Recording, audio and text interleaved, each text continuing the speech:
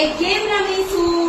આજે આપણે ring pass કરવા વાળી ગેમ રમવાની છે.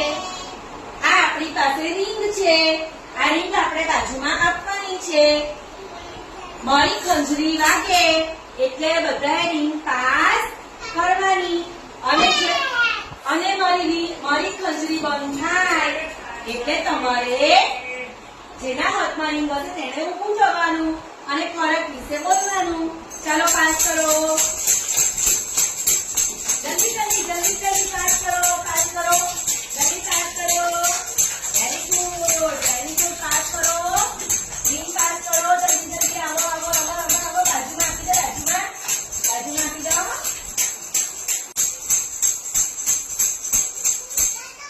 ચાલો કોની પાસે રિંગ છે? આયુષ ઉભો થાય. આવી જાઓ.